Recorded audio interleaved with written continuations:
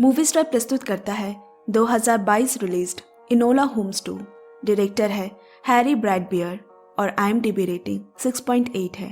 कहानी पसंद आए तो लाइक पक्के से करना और इसी तरह हमें सुनते रहना। इनोला होम्स, या अगर मैं ये कहूँ कि शर्लॉक होम्स की बहन, तो शायद आप ज्यादा अच्छे से पहचान पाएंगे। दरअसल इनोला की भी यही परेशानी है कि कोई उसे जानता ही नहीं। हालांकि उसके और उसके भाइयों की परवरिश में उसकी माँ ने कभी कोई फर्क नहीं किया, यानी इनोला भी किसी तरह से अपने भाइयों से कम नहीं। खुद की एक अलग पहचान बनाने के लिए उसने एक डिटेक्टिव एजेंसी खोली, मगर अफसोस उसकी कम उम्र और तजुर्बे के ना होने के कारण उसे एक भी केस नहीं मिला।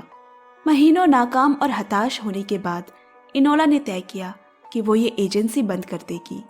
लेकिन ठीक आखिरी दिन एक 10 साल की बच्ची बेस मैले कुचले कपड़ों में उसे ढूंढते हुए वहां आई और बोली, तुम ही इनोला होम्स हो ना? क्या तुम मेरी बहन को ढूंढने में मदद करोगी? और इस तरह मिला इनोला को उसका पहला केस। बेस ने बताया कि उसकी बहन सारा एक हफ्ते से घर नहीं आई। सब कहते हैं वो अपने बॉयफ्रेंड के साथ भाग गई है, लेकिन मुझे पता है वो मेरे साथ ऐसा नहीं कर सकती। हम दोनों असली बहनें तो नहीं हैं, मगर वो मुझसे बहुत प्यार करती है। हमारी तरह यहाँ सभी रहने वाली लड़कियाँ एक माचिस फैक्ट्री में काम करते हैं, पर सारा इसके अलावा एक पब में बर्तन भी धोती है। सारा का हुलिया मध्यम कद, गोरा रंग और लाल बाल। इतने में दूसरे कमरे से मैं आई और बोली, हमें तुम्हारी मदद की कोई जरूरत नहीं। लेकिन बेस नहीं मानी, क्योंकि वो सारा के लिए परेशान है। फिर इनोला सारा के कमरे की तलाशी लेने लगी। एक कम तनख्वाह पाने वाली लड़की, मगर उसे पढ़ने का शौक है।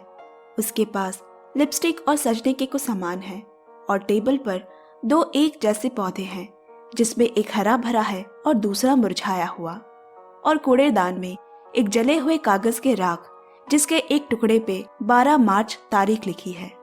इनोला ने उनसे पूछा, इस 12 मार्च से क्या समझ आ रहा है? मैं पैर पटकते हुए वहां से चली गई। उसके जाने के बाद बेस बोली, 1 हफ्ता पहले सारा फैक्ट्री काम करने गई थी। उस दिन फैक्ट्री के सुपरवाइजर मिस्टर क्राउच से उसकी लड़ाई हुई थी, क्योंकि सारा ने उनके ऑफिस से कुछ चुराया था। उस दिन के बाद से वो वापस नहीं आई, उसे किसी ने नहीं देखा। तो अब तक के सुराख में शामिल है लाल बालों वाली लड़की, जिसे पढ़ने का शौक है, मेकअप करती है और चोरी भी करती है। इसके बाद उनके जैसे कपड़े पहने उस माचिस की फैक्ट्री पहुंची।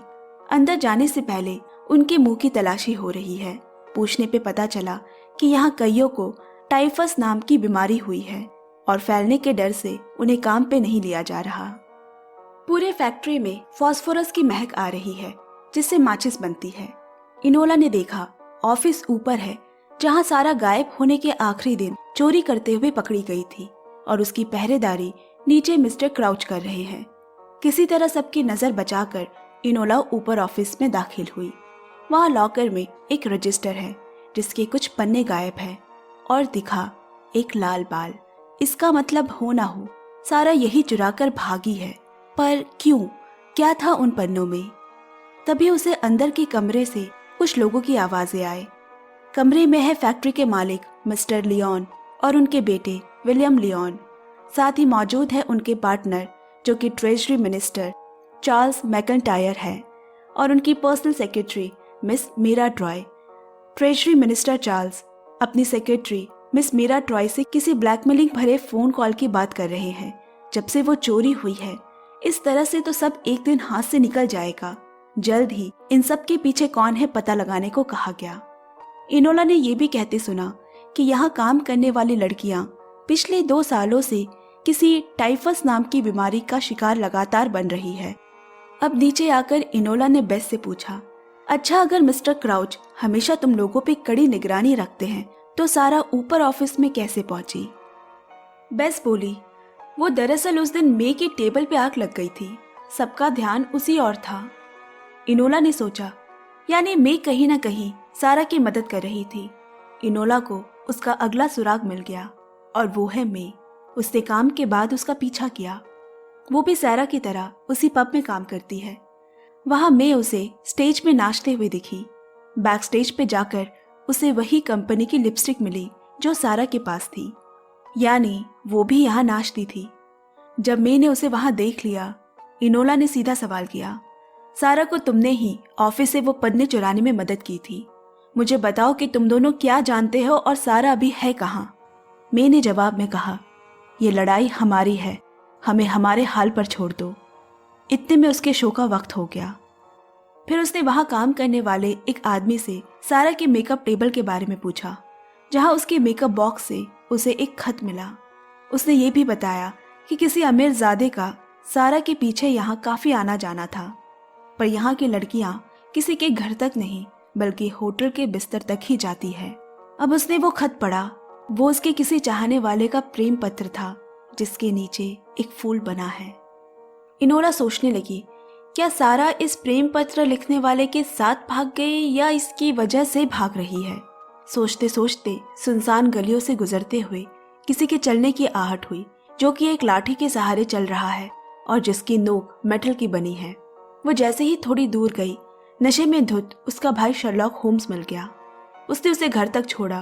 वो नशे में बुदबुदा रहा है कि वो किसी केस की गुत्थी को ना सुलझा पाने की वजह से परेशान है।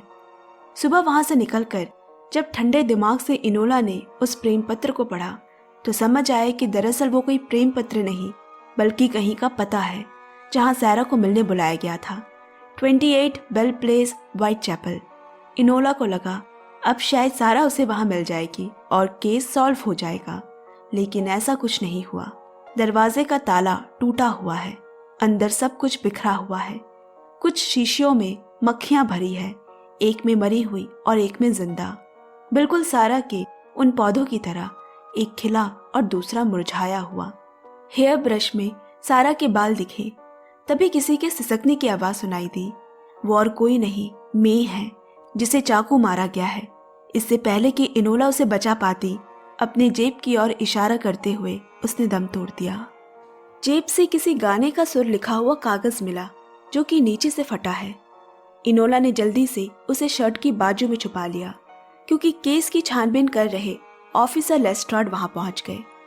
मौकाए वारदात पर इनोला के खून से सने हाथ और कुछ कहने की जरूरत ही नहीं। इससे पहले कि इनोला कुछ समझाती, फिर से वही मेटल की छड़ी लिए किसी के चलने की आवाज दरवाजे के उस ओर से आने लगी। दोनों चुप है और कमरे में दाखिल हुआ सुपरिटेंडेंट ग्रेल। इनोला ने समझाने की कोशिश की कि वो सारा चैपमैन नाम की गुम हुई लड़की के केस पर काम कर रही है। क्या वाकई? मैं भी उसी चोर ब्लैकमेलर को ढूंढ रहा हूँ, ग्रेल बोला। जुर्म की जगह और हालात सब इनोला की ओर इशारा कर रहे हैं। इससे पहले कि ग्रेल इनोला से वो सबूत छीन पाता, वो खिड़की से कूदकर वहां से भाग निकली। अब इंस्पेक्टर लेस्ट्राड शर्लॉक से उसकी बहन के बारे में पूछताछ करने आया है। उसके जाने के बाद पता चला कि इनोला वहीं छिपी हुई थी। जब शर्लॉक ने पूछा, तुम किस केस में काम कर रही हो और पुलिस तुम्हारे पीछे क्यों पड़ी है, इनोला ने झट से कहा, पहले तुम मुझे अपने केस के बारे में बताओ, तभी मैं अपना मुंह खोलूंगी। और शर्लॉक को मजबूरन बताना पड़ा। 5 सरकारी बैंक अकाउंट से किसी एक प्राइवेट अकाउंट में पैसे जा रहे हैं और फिर वहां से शहर भर के बैंक के अलग अलग प्राइवेट अकाउंट में ये पैसे सर्कुलेट हो रहे हैं और ये सारे अकाउंट्स बेनाम हैं। इन्हें किसने खोला है नहीं पता।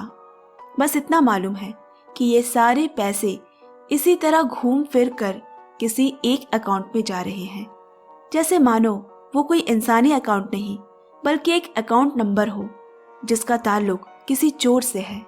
और सबसे बड़ी चुनौती ये है कि ये शख्स जो कोई भी है मुझे अच्छे से पहचानता है और मुझसे एक कदम आगे रहता है। बड़ा ही शातिर दिमाग वाला है। अब इनोला ने अब तक केस से जुड़ी सारी बातें उसे बता दी और वो गाने के लिखे सुरों वाला कागज दिखाया, पर उस गाने का सुर बड़ा बेसुरा था। अब इनोला सबूतों को टटोलते हुए जब आज की अखबार पे उसकी नजर पड़ी, वहां फैक्ट्री के मालिक मिस्टर लियोन्स ने अपने बड़े बेटे विलियम लियोन्स के लिए एक बॉल डांस पार्टी रखी है, ताकि उसकी शादी के लिए लड़की का चुनाव हो सके और इनोला को वहां जाना है। अब आई बॉल डांस की शाम। वहां ऊंचे घराने के लोग शामिल हैं और साथ मौजूद है उनका पार्टनर चार्ल्स मैकइंटायर। अब पार्टी में चार्ल्स मिस्टर लियोन्स की बढ़ाई कर रहा है।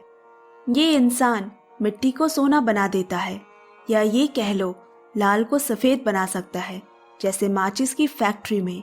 और पिछले 2 साल में इन्होंने सबसे ज्यादा मुनाफा कमाने वाली फैक्ट्री बना दी है। और ये इतने दरिया दिल है कि वहां के मजदूरों का टाइफस का मुफ्त का इलाज भी करवा रहे हैं।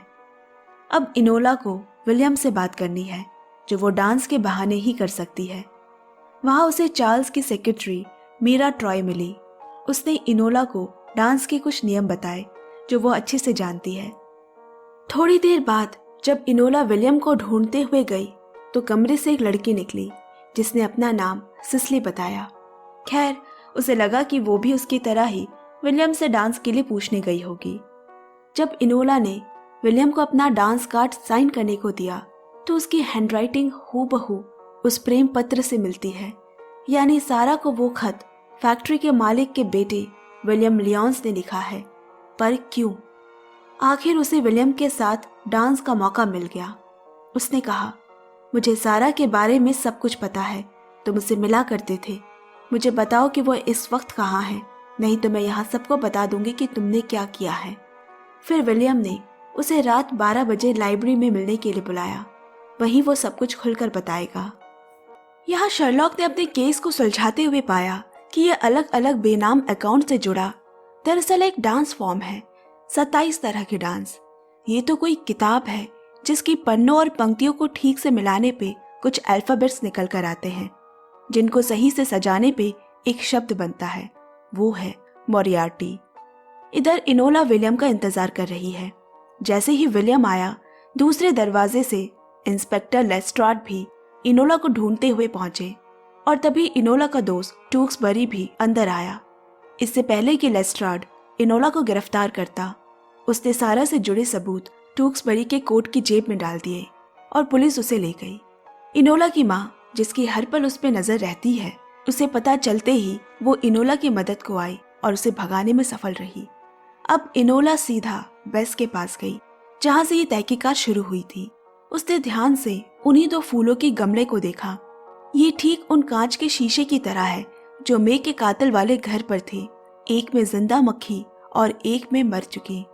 उसने और सोचा और समझ आया कि एक में लाल पाउडर है और दूसरे में सफेद, बिल्कुल माचिस की तिलियों की तरह, जिसके रंग 2 साल में लाल से सफेद हो गए।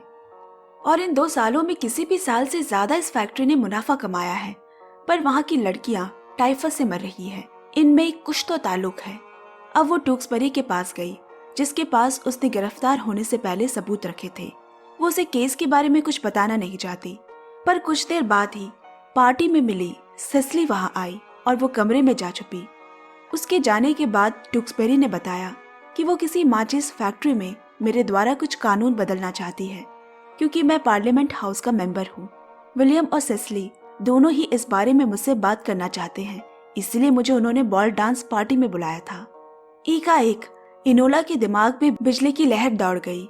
सिसली को उस दिन उसने विलियम के कमरे से निकलते हुए देखा था और वो टूक्सबरी से फैक्ट्री के कानून बदलवाना चाहती है। क्यों? क्योंकि सिसली ही सारा चैपमैन है।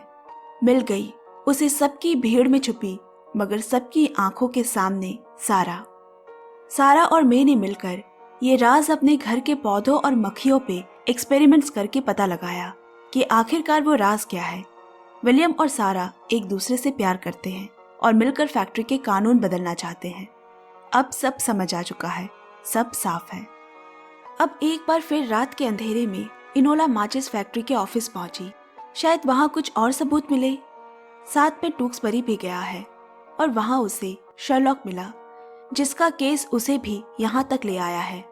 ऊपर ऑफिस में उन्हें जो मिला उसकी उम्मीद नहीं थी। विलियम की लाश, शरीर अभी भी गर्म है, अकड़ी नहीं है।